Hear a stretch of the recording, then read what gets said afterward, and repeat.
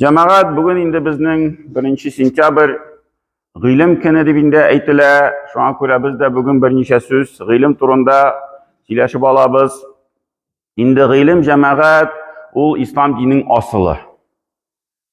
Çünkü Peygamberimiz sallallahu aleyhi ve sellem yanına farishta kelgan, Cebrail farishta birinchi topqir narsa deydi: "İkra bismi rabbikellezi xalaq." O'qi. Birinchi so'z bo'ldi o'qi. İren, g'ilim al degan ma'noda. Senin yuktan borishi Rabbin isming bilan. Ham endi jamoat ikkinchi yoqdan oyatlar bor. Alloh taolo aytadi: "Va ma xalaqtul jinna val insa illa liya'budun." Dirishlikda men kishilarni, jinlarni ham kishilarni ibodat qilar ishingina yuktan bor etdim. Mana bu iki yoqni nishik birlashtirgan? Bir yoqdan Allah Teala ayta o'qi, ikkinchi yoqdan ayta ibodat qilar ishing birlashtirdim. Bunda jamoat buni birlashtirgan bek yengil. Chunki ibodatning asli bizning dinimizda g'ilim. Nindidir ibodat qilar ishing boshda o'rganirga kerak. Namoz o'qirga bo'lsin, zakat to'larga bo'lsin, anda hajga borarga bo'lsin, uroza tutarga bo'lsin, nindi g'ibodatni olsak da boshda o'rganirga kerak. Qoidalarin, tartiblarin, agarda shuni kishi bilsa, yengilgina u g'ibodatlarni o'tay. Agarda bilmasa, tartiblarin ko'pmi tirishsa da, mana men shulay o'ylayman, mana men bulay o'ylayman, mana shulayroq durust bo'ladir deb endi ishlasa da, g'ibodati durust bo'lmaydi. Niçin? Çünkü bilmişe işledi. İkinci narsa cemaat, bunda ikinci fikir, g'ilim ol o'zi g'ibodat. Mana kishi g'ilim olgan sayın, ol endi shul Alloh ta yo'lida bo'lgan kishi bo'lib sanaladi. Hammaning turunda da hadislar bir ko'p Peygamberimiz sallallohu alayhi vasallam bizga erishtirdi. Ham Qur'onda Alloh taolo aytadi: "Yarfa'ullohu allazina amanu minkum vellezina utul ilme derecet." Sizning orangizdan di Alloh taolo darajalarini ko'tara iymon keltirgan kishilarning. Onlarni kimni aytadi? Ham kimdi? G'ilim olgan kishilarni. Alloh taolo qo'shinda ularning darajalari ko'tara. Birinchi iymon, ikkinchi g'ilim olu. Vallohu bima ta'maluna xabir. Ham Alloh taolo siz ishlagan narsalarni bilib turadi Alloh taolo.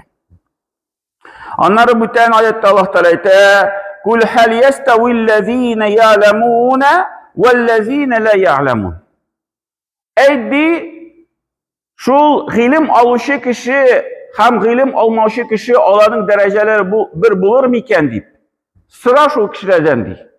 O'zlari fikrlasinlar, o'ylasınlar, o mümkün mü? Mana g'ilim algan kişi ham g'ilim almagan kişi Allah Teala qo'shinda bir derecede bulurlar. Yok, albatta g'ilim olgan kishi Alloh taolo qo'shinda onun darajasi ko'pga zo'rroq. Ham endi jamoat shul g'ilim turida so'raganda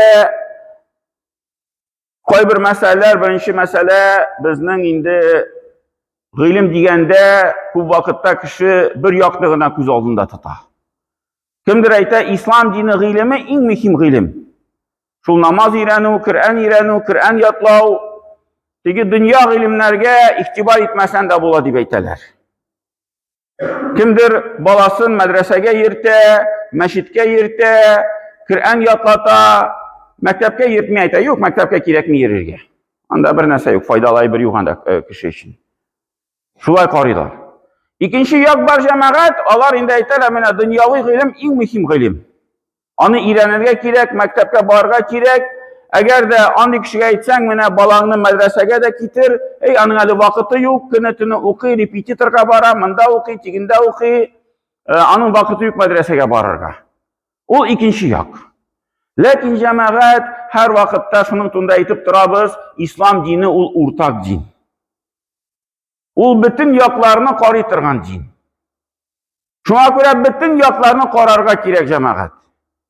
Madrasaga da yirtamiz balani. O'qitabız madrasada, Qur'onda yodlasin, o'rgansin, lekin dunyo ilimida unutmasqa kerak. Әйе, dünya gilimin öğretəbiz, tırışabız, institutlarga kirtəbiz bağlarını, okusınlar deyip, vысшее образование bulsun deyip, kirek, ansı da kirek.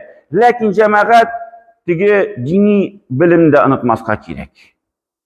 Әйтіп тұрырға, мен анда Qozonda kiresin, okurga, vысшее образованиега, institutka, universitetga, ham anda bar medrese, Muhammediye medresesi.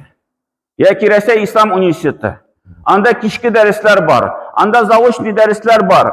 Ayda şularını da unutma, şunda da paralelini oku.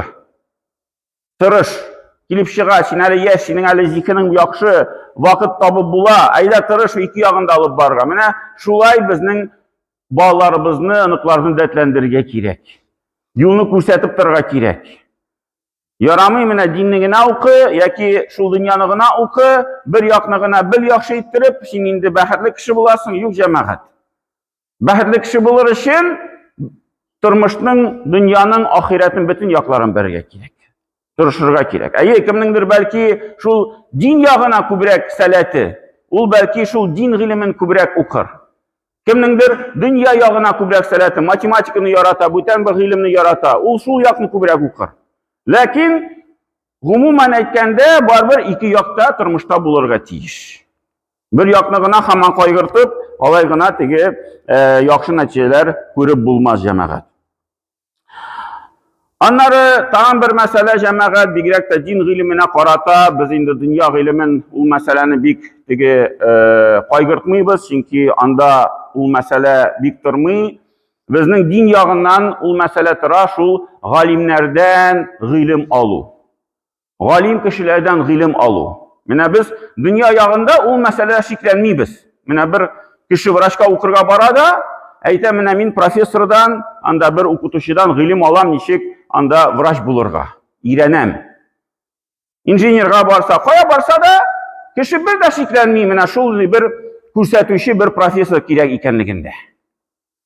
Emine din meselesinde bizning indi o mesele kilip basa. Kişi meşkeyri başıyla aytanlar min özüm bitinsin bile alam. Mina galimlerinin sözleri, spesyalistlerin sözleri kirek mi? O dürüst tügül. Min özüm dinni alıp bar alam. Lakin cemaat o mine dünya yağında bulgan köbek, din yağında da o nese bulurga tiyiş. Ул indi din, ул жеңілгіне тегеп, шундай bir mesele түгел, қойсы her bir kişi bilip, irenip bitire Allah тұрған ayben.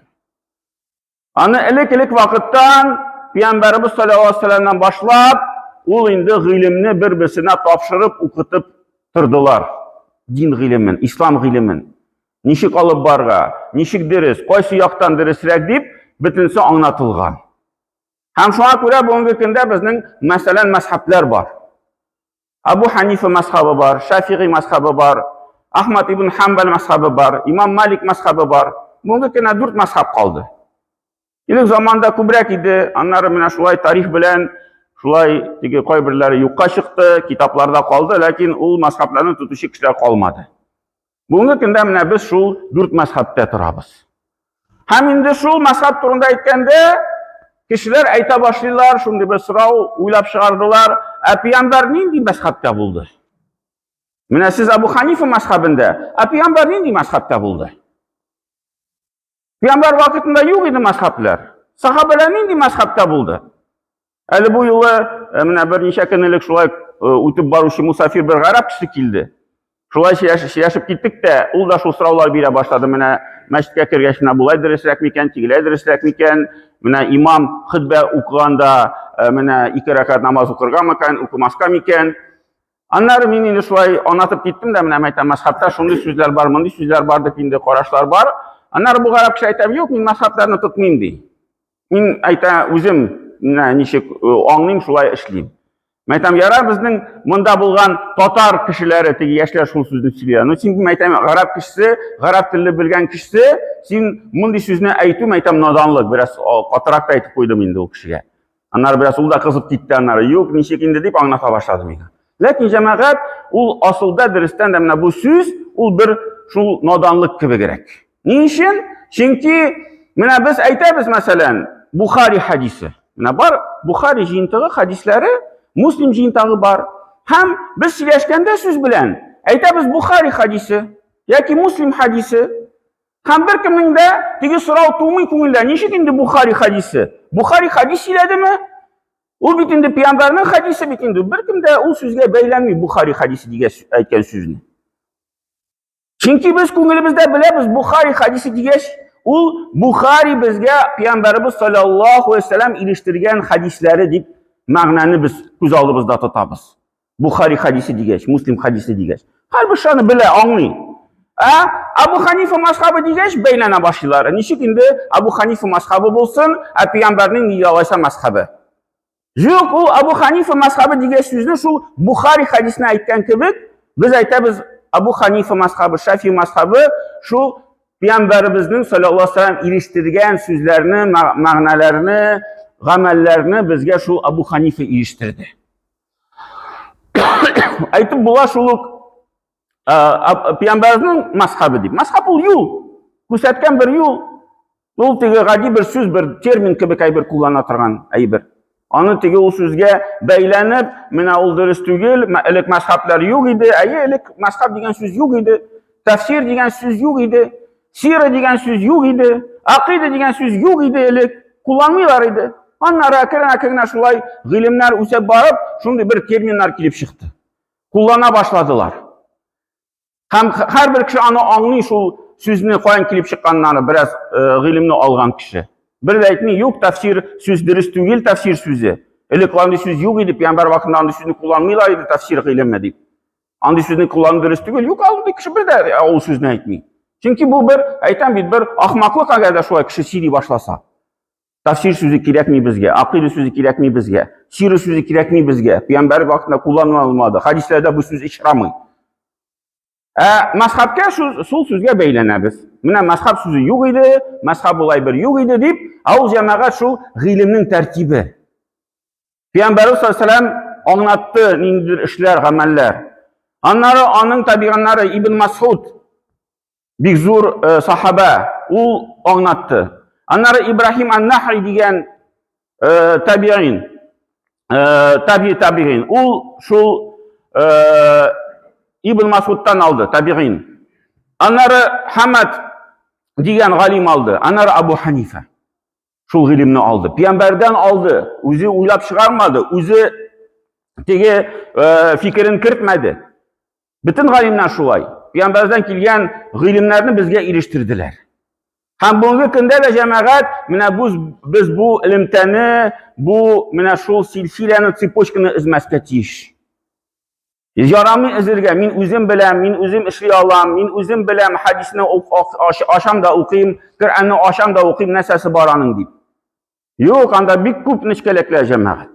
Хәтта гарәп кешеләре дә күп хадисләрне, күп Коръәннәрне аңламыйлар, аятләрне. Шулай укыганда бер хадис эшри дә, мәсәлән, кайдранда курсларда гарәп илләрендә булганда. Яныбызда бит студентлар утыра, гарәп студентлары. Бер хадис килеп чыга, аңлашылмый хадис. Сүзләре аңлашыла аерым-аерым. Мәгънәсе китереп чыгарып булмый. Аннары тукталып әйтәм, бу гарәп кешедән сорыйм әле бу хадисне. Үзем аңламадым, бу гарәп кешедән сорыйм әле. Ул миңа аңлатып бирә. Ул укыйда хадисне, мин аңламаган хадисне, анда теге ярты хадис аңлашыла, яртысы аңлашылмый мәсәлән. Шул мин аңлый торган яртысын аңлата башлый миңа. Менә монда пәйгамбәр моны әйтте, тигене әйтте дип, мен әйтәм, мин моны аңладым. Менә бу ягы аңлашылмады. Ул карап тора да, юк, моны шейхтан сорарга кирәк ди. Моны мин дә аңламыйм ди. Бу гарәп телендә, гарәп сөйләшкән кеше асылның хадисен аңламый.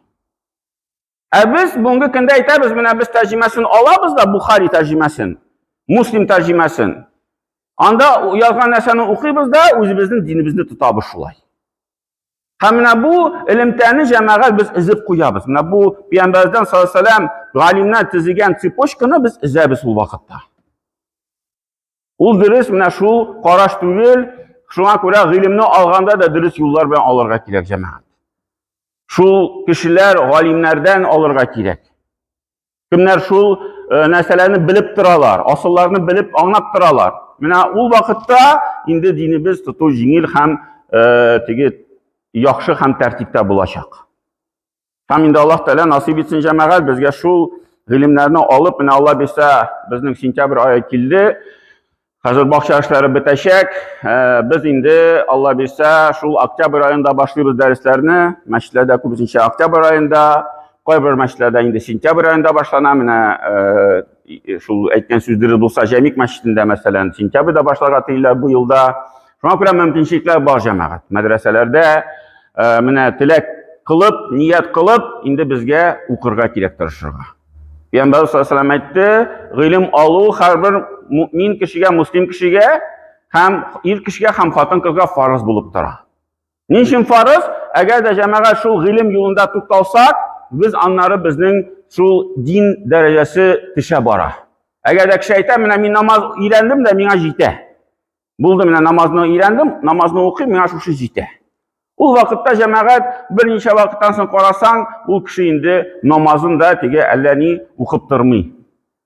Kimdir aytaman min Qur'anı biraz öyrəndim oxurğa mina jitə. Onları qaraysan o kişi indi Qur'anda əllərini oxumay. Oxanda məşqə girəndə oxuydu, tırışaydı. Lakin bir yıl ötdü indi bir qaya oxumadı. İndi hazır soraysan Qur'anı oxuysan, yox vaxtım jetmay Qur'an oxurğa. Haman tigi qoydur işte. Mena ol bitinsi şula cemaat. Eğer de şu ilim alu tutalsa, kişinin tigi yolu arka taba bara başlıyor. Dişe başlıyor. Anın şu ilim derecesi, şu tırışlığı. Şuna göre mena o yaklarını qararğa kirek. Barakallahu lana ve lekum fil Kur'an azim. Nafa'na ve iyyakum bil ayati ve zikril hakim. İnnehu huve cevabul kerim ve semiyun dua.